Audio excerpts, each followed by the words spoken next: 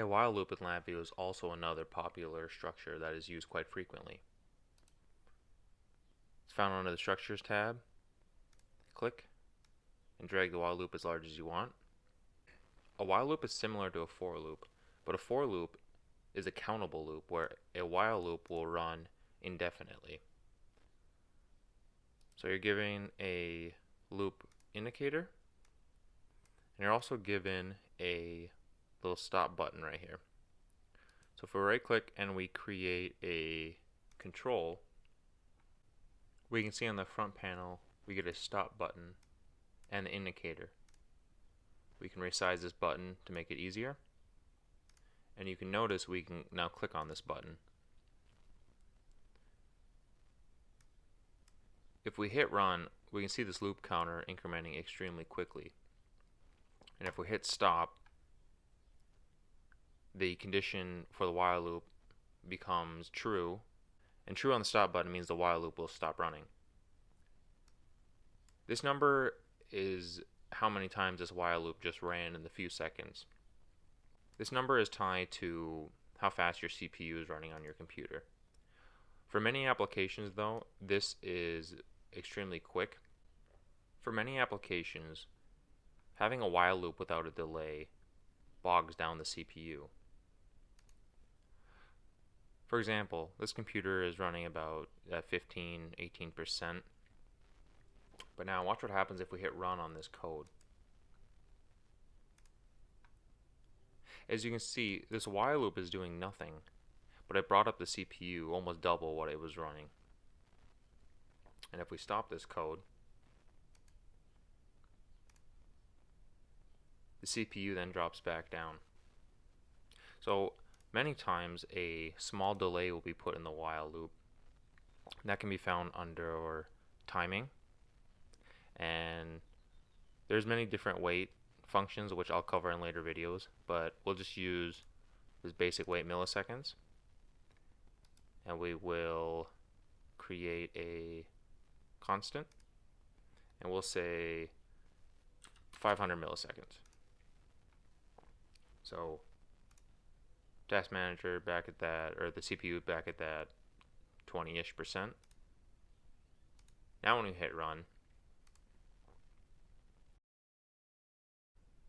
it's similar to what the speed was at idle.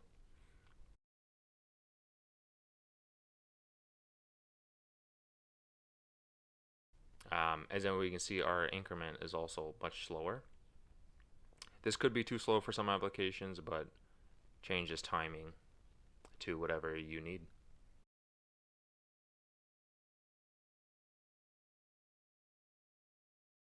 I keep clicking the stop button, but with the while loop we can just click on this stop and it'll shut down the loop.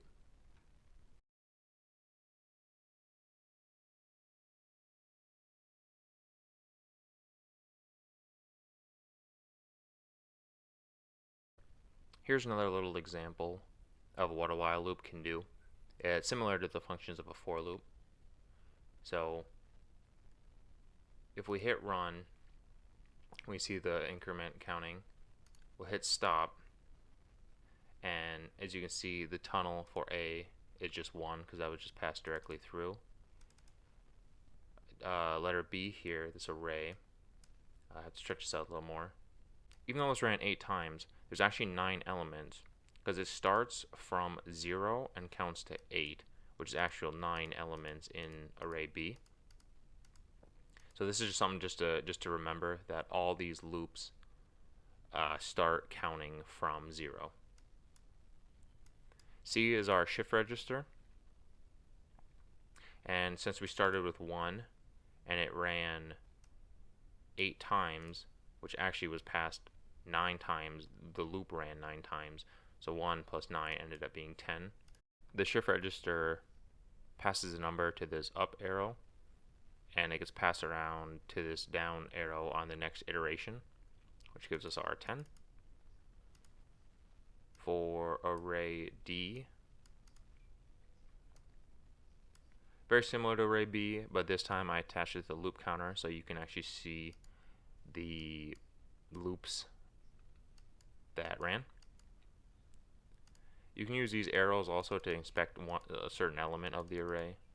So I mean, element 4 is 4 in this example. And then the conditional statement, this is an example of a little bit of logic. If you were running a large sample data collection and you wanted just the very last element that was recorded, you could tie the stop button to the true. So the only element that showed up was this 8, because every element before then, this condition was false and it was not passed to array E. But once I hit the stop button, this condition became true, allowing the last element to get passed to array E.